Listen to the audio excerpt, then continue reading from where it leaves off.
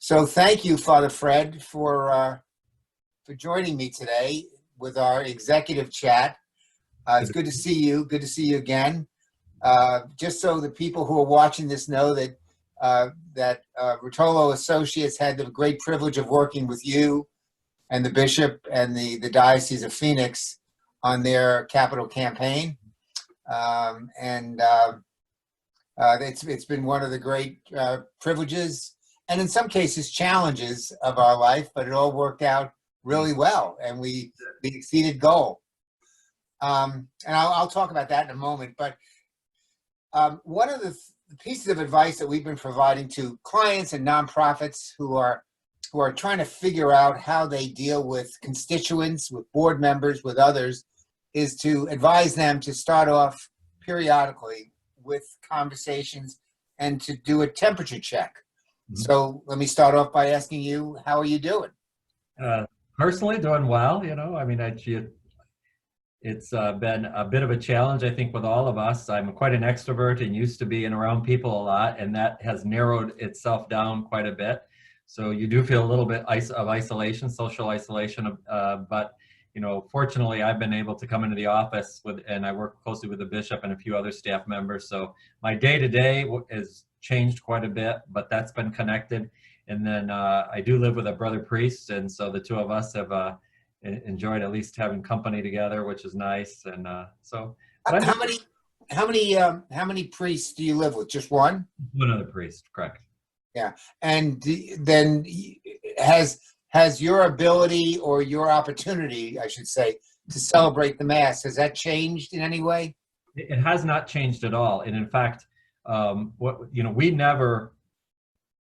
we said that all we did is we stopped public masses. So as priests, we made a commitment to the faithful that we would continue to celebrate daily Mass, offering it for their intentions, understanding that the faithful were not able to attend. And so we continue to do that. Now, it did change for me in the fact that I wasn't going to a parish and celebrating a public Mass. We have a private chapel in the house, so I would do Mass in the chapel. And then we have at the Diocesan Pastoral Center, while we didn't open it up to the staff and to the public, we made a commitment as the priests that are coming in regularly to the office to have Mass daily in our office to sit and for the intention of our staff. So we continue to celebrate Mass through it all and trying to unite ourselves and the staff with the sacrifice. So I mean that remained the same. Was there an opportunity even for? So did you say there were some members of the staff that could attend the Mass, the chapel in the center? So initially, when we first started it, we let the staff know that we would be celebrating Mass daily, but we didn't set anything up. So on occasion, a staff member might come in, but it was pretty much, for the most part, on our own. And then recently, we started inviting staff to sign up, actually to fill, as long as we could do physical distancing up to the 6 feet. So we've got about 20 places in the chapel that are marked where staff members can come in and sit. And we just ask them to sign up ahead of time. So, it allows kind of a rotation through. And how about communion? I mean, I've been doing virtual Mass on Sunday. There's this particular parish that I've become familiar with up in Boston, St. Cecilia's Parish, Father John Mooney. Mm-hmm. And I enjoy his homilies. I enjoy the way he preaches the gospel, but there's no communion. So were folks at the center able to receive? So if lay people were invited or were able to come into the Mass, then yes, they were able to receive Holy Communion. In our diocese, we obviously recommend that, strongly recommend on the hand, and so they come forward. The parishes, it varied. Sometimes what we told our parishes is that if the priest was celebrating Mass in the small chapel at the parish, he could invite staff members, people that we kind of called it, that are part of your normal circle. You're with them all the time anyway. It would be appropriate for them to join you for Mass. What we didn't do is invite people from the outside, what I'd say the public Mass in that sense. So if staff members were working in the office with you and you were celebrating a private Mass, it remained private. You just invited the staff members who were working closely with you. Right, right. How's Bishop Olmstead doing? He's doing very well. You know, it's just been amazing to watch him connect with his people. You know, George, you talked about our office doing the campaign, and you know, we've called it a campaign always, not a capital campaign, and I think the fruits of that are very evident in the way we were able to move through this. Our campaign was about discipleship and evangelization. Those were the key components all along. While the capital funds that we were going to raise are important for both of those areas, discipleship and evangelization, they never were our main focus. We trusted that the Lord and His fruitfulness would provide if we focused on discipleship and evangelization, what those meant. And we were committed to that. You know that, George, through the whole process. And what I would tell you, as I've said a couple times to Bishop, to Conde de Leon, who's the director of the Office of Mission Advancement, I said, you know, I think the Lord had something else in store for us, because we would not have been prepared to go through what we're going through had we not have made the connections, the relationships, had some people that are on staff and the way we set up our office that really have helped us navigate through this. And from everything from communications and relationships, and it's been challenging, but very exciting as well. So Bishop has, just because of that, and knowing my word I'm using now for people, instead of calling, I call them the engaged disciples. He knows these men and women, and so he's reached out to priests. We do webinars, weekly webinars to our priests and leadership. Bishop tapes a weekly message to the faithful. We're all making phone calls, which we learned as part of our campaign, that was an important thing to reach out.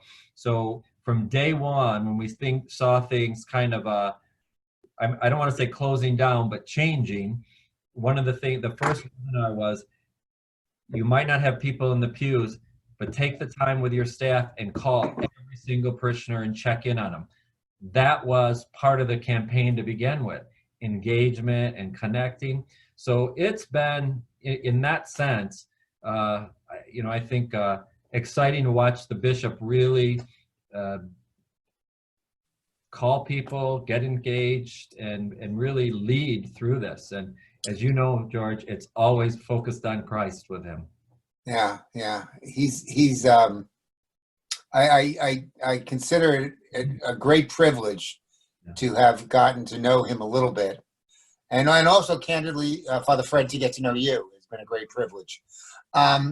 So one of the things, you know, I was talking earlier about the whole idea of taking someone's temperature.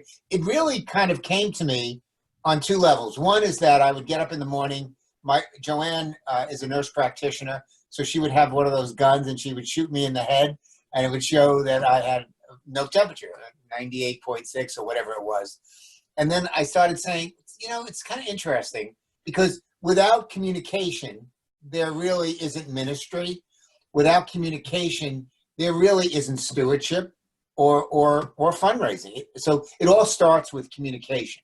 Mm-hmm. And so those kind of things came together in my head, and I said, well, taking somebody's temperature, that's how you can begin the conversation. No matter what you eventually go to, right. Showing that caring is very important. Showing that you really do worry about someone. You want to know how they're doing.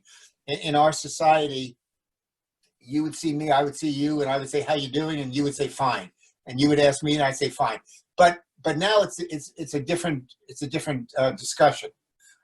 So it's interesting what you were saying about how that's something that the Office of Mission Advancement, you know, has been doing, and you've been doing, the bishop's been doing it. So that's great to hear. It really is. We've been doing it for the 3 years of the full campaign, but you know, you helped us before that. We had started in the engagement of certain leadership beforehand. So I would say I probably talked to almost every one of those people through the last few weeks, just checking in on them. They call me now. Hi, Father Fred, we're just checking on you. How you doing? So, you know, that's good. It shows that we're church and we care about it. if you had to choose one or two of what you would say these were the greatest challenges that either you were, I mean, you're basically in charge of running the day-to-day operation of the diocese. Mhm. So what was the things that maybe kept you up at night that you said, you know, I never could have imagined that this was going to happen? Can you speak to that? Yeah, I can. I mean, I think suspending public masses was beyond any of our thoughts that would ever happen in our lifetime. And it's just because of who we are as Catholics. We're very social by our very nature, and coming together and seeing one another, it's just who we are. The great image I have is, certainly Christ is the head, but the mystical body is the people of God. And so there's just it's very natural for us to be together. So what we long for, I think, and what the faithful were longing for, and even priests, is us being together in that mystical body. And it's hard to do that virtually. I mean, there's a connection, but it's just not the same. And so I think that was probably one of the hardest, things first and foremost. But then I would say this, is that there's no playbook for this. And everything was new, and you had to think things through. And we needed to rely on medicine and science and really some stuff that was changing, whether it was guidance from the CDC or even local health officials, almost daily. And sometimes I would be in a meeting. By the time I came out of the meeting, the president had spoke or the governor had spoke, and things changed. So we had to think, or we're thinking on our feet a lot. And I think that's hard because we're not used to that. The image I give is we're the church, and we're used to, being pretty organized and doing the same thing week after week after week. And, and this changed, and you had to think, what am I doing best to serve the people of God? How am I keeping them healthy? And so I think that was probably the biggest challenge. And then watching, our parishioners struggle through this, our pastors, not having all the answers. And as a leader, this was the one thing, George, I would tell you, I've said it numerous times to our leadership here, and then even to the bigger group. There's a certain vulnerability that you face in a crisis like this, and you have to say, I've said more in probably the last 3 or 4 months, I don't know. And as a leader, that's hard to say, I don't know, because people want you to really guide them. But because things are changing so much, having to say that, but still trusting that you're being, you're leading. But right now things are changing so fast, I don't have an answer for you. And I think that's been hard to do. But I think it's the smart thing to do, because we don't know what next. I do think people appreciate candor. I think people appreciate vulnerability. I think they can understand, even if the person is a leader, showing a little bit of vulnerability. There's nothing wrong with that, And there's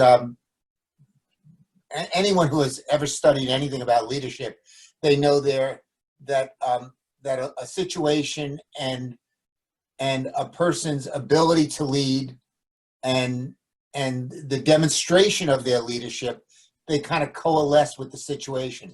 So one or two things come to mind. You think about Winston Churchill and World War II, and I was watching a podcast. I was listening to a podcast the other day, and it was John Meacham, who I really like and admire, and he said a case could be made, and I'll editorialize on it a little bit. A case could be made that anyone but Christ that walked on the face of the earth, that Winston Churchill, with the exception of Christ, Winston Churchill probably had the biggest impact on our world because of what he had to do with World War II and the way he was able to convince FDR to come into the war. Because without that, it would be a very different world.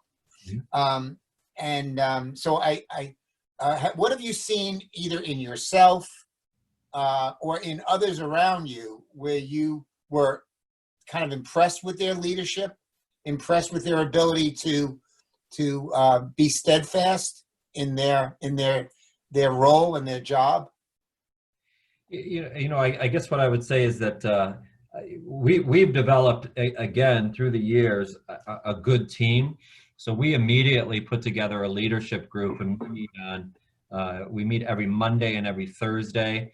And I developed that agenda, and it's been very helpful for us to think together as a group. Bishop is in that meeting with us as well.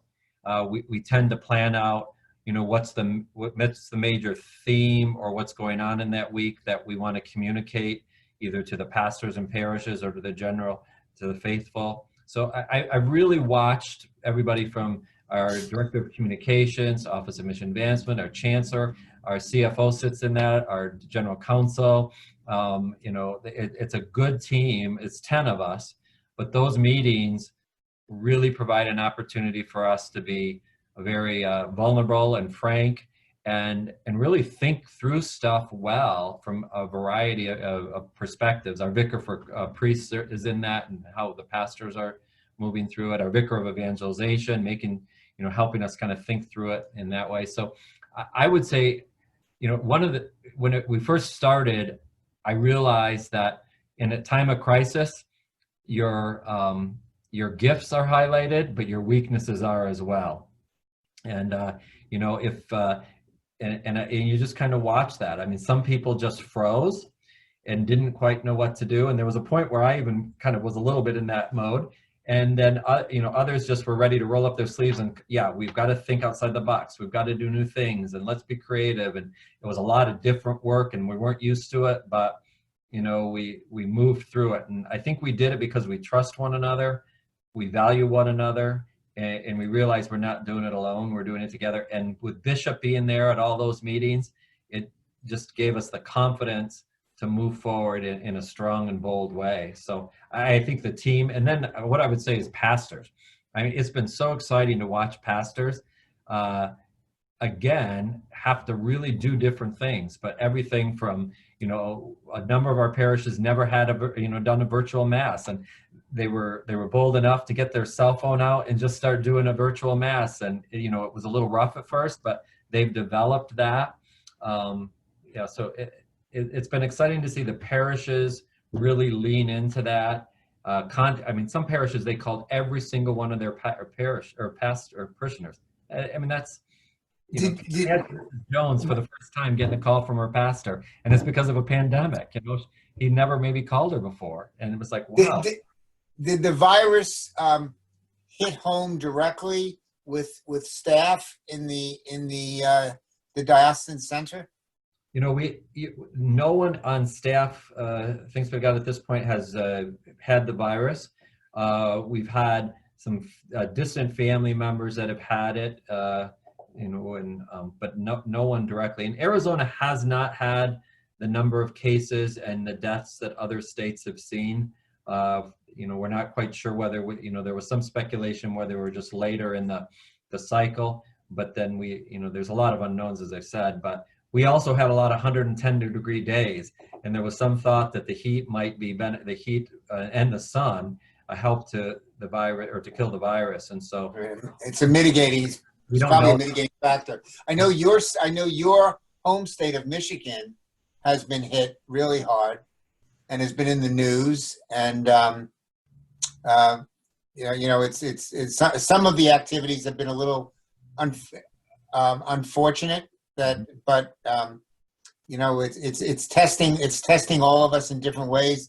New York and New Jersey has been pretty much devastated by this. Although we seem to, as much as you can say we're on the other side of it, I think we're on the other side of it now. Hopefully, it's going to continue to get better. What about philanthropy? What about donations? What were there things that COVID-19 did that impacted you financially, that there needed to be activities, fundraising activities to counteract those things? Yeah, we saw. I've worked with a bishop and I work with a CFO on the budget annually, and I've been doing it for 17 years now. So I've been through a couple downturns in the economy, And we immediately saw when some of the COVID stuff was happening, at least initially, we were starting to see a little bit of a downturn with plate collections. We were hearing that more anecdotally from parishes, but when people were, the vulnerable were choosing not to come to Mass, we're watching plate collections go down.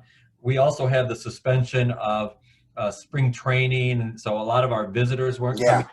Some parishes really see an uptick in collections during that period. So all of that started to happen. And so myself and the CFO realized that we were going to have to go into a different budget mode. And then, of course, when the public masses were suspended, we also were in the midst of our annual appeal, the Charity and Development Appeal, and that was tracking well, but you can't continue an appeal in the middle of the pandemic, at least in the crisis phase. So we put it on hold. We just told pastors we were not going to expect them to continue the appeal during this time. We didn't say so it was just more suspended, and we're doing some creative things with that. But anyway, that led to some basic projections for us that we probably would see a decrease in diocesan revenue that funds our buildings, and that includes grants that go out and other things, of about $6 million, which is about a quarter of our budget. Wow. So with that, then we ended up, we have a very strong budget committee of laymen and women who help us plan that. We went into looking at layoffs and furloughs and some other things. So we ended up making some decisions of cutting staff by about 25% of our staff in this building. So we had several reduction in workforce decisions. We've cut some people's hours and workload, and then as well as we're planning for this upcoming year budget, furloughs. So that that's how it impacted us in making some decisions to stabilize ourselves moving forward, with a reduction in revenues. But having said that, we also at the same time immediately tried to help our parishes. So for every parish that did not have online giving, we allowed that giving to come through the Diocesan Pastoral Center, and then we just set up a platform, so we're able to do that. And then through our parish engagement managers, which were part of the whole campaign process, they work directly then getting something set up so that the parish will engage their parishioners for online giving or electronic giving. So some parishes already, we've seen, their giving is significantly came up to close to normal. Some are actually beyond, their collections are higher right now. People are giving. There's been a number of donors who have called and just want to know, what can we do? We want to help. And then we did an event with the bishop that was a virtual event, and it was with 400 of his engaged disciples. And it was myself and the bishop. Bishop shared some of the things that were going on. We talked about the CDA and the challenges. He let them know that we had to make some tough decisions with staffing. And it immediately resulted in some donors saying, we want to help, and some additional donations to our campaign. So, it's going to be hard to say. I think that once we get into the new budget year in that first quarter, we'll have a better sense of where, what revenues will look like. But I think we made some good decisions. The decisions weren't just based on, certainly a reduction, but we tried to make good mission decisions too. What are the essential things that we need to do out of a bishop's office that are going to help pastors and parishes be successful so that it'll lead to holy families? And that was kind of our thought. When we were together a while back, and we did a kind of a celebration of reaching or surpassing the goal, I know that there was going to be some additional fundraising that was going to occur. Has this impacted that in any way? Because you indicated that some people wanted to step up, wanted to give. Have people given to the COVID-19 needs as opposed to making additional gifts to the campaign, or how has that been happening? Yeah, of course, we see a little bit of everything, I would say. I think there are people who, we've had people who have said, when their campaign gift, their Together Let Us Go Forth, Juntos Sigamos Adelante campaign, they've either sped up their payments, and or said, I'm going to continue for a 6th year, made some commitments. So again, that's been individually. I think that the charity and development appeal, I think, has been another one. People, because they're connected, especially those that have been engaged through the years, feel very comfortable and trust that money in the way that we grant that out. So, they've given additional monies there, some increase their pledges. We've had some donors that are very creative that want to help us, and through either matching donations or some other things have said, listen, we have the means to do something that will give an incentive to other engaged disciples to give more too. So I think there's a variety of that's there. The campaign itself, there were a group of parishes that, we're in a diocese that's growing, so it's not uncommon for parishes to be in a campaign mode for a new church or a new hall or a number of things. So some of them had been asked to be held off until the end of the campaign phases. So they were actually poised to enter into, their campaign. And again, that had to be put on hold. But, I think all of them understand that once we recover, it's important for every parish to go through that campaign process because of the discipleship and the evangelization efforts that are there and the connection that it has with the bishop. So I think they're all eager to do that, but just realize right now is probably not the most strategic time when people are out of work or there's just other challenges. Well, I know you will, but continue to keep us in mind if there's any way we can help. One of the surprising gifts that we've received is that all of our clients have stayed the course with some adjustments, and that's been pretty remarkable. Because I know other companies where a lot of their clients decided they wanted to stop their relationship with the firm. In 2 cases, one being a library, where the library was actually closed, so we had to kind of hold off on that, and we had a 2-month hiatus. And then one other school, specialty school for children children who are deaf, very, very young children who are deaf. They asked for a little bit of a break. So, but with that exception, things have been continuing. You'll find this, I think, interesting. We recently completed a study for a religious order of men in back east, and we ended up doing 70 interviews, all of which were done virtually. Wow. And as opposed to when we did your study, they were all done for the most part face to face. But these were all done virtually, either Zoom or just on the phone. And the people, the commitment that they had to that particular religious order was extraordinary. And the all indications are the people want to support. They want to have a campaign. So we're going to be moving forward. So I think throughout all of the challenges we had, I think relationships, what you see in people, is part of the gifts that we all have received through this. I really appreciate. I know how busy you are. I know how much you have on your plate. I really appreciate you spending time with me. Any other final words of wisdom? I think in the end, when it all seems maybe a little bit like too much and overwhelming, and you can't find that playbook, I guess for me, I realize it just how much you have to trust in the Lord.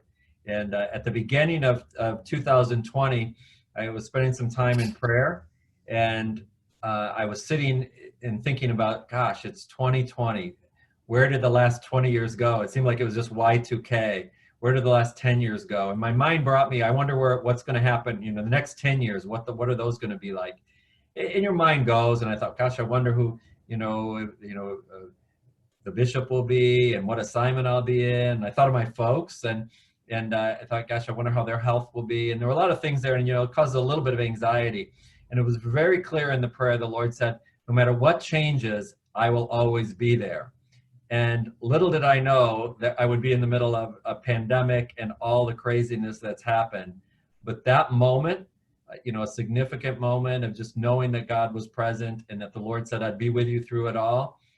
I've been able to pull back on that a lot and just say, you know what, no matter all the craziness, whether it's the stock market, whether it's the economy, whether it's what we're seeing going on, even with the pandemic and the pandemonium, that ultimately what's most important is we keep ourselves centered in him. And, that's given me a great sense of peace, through it all.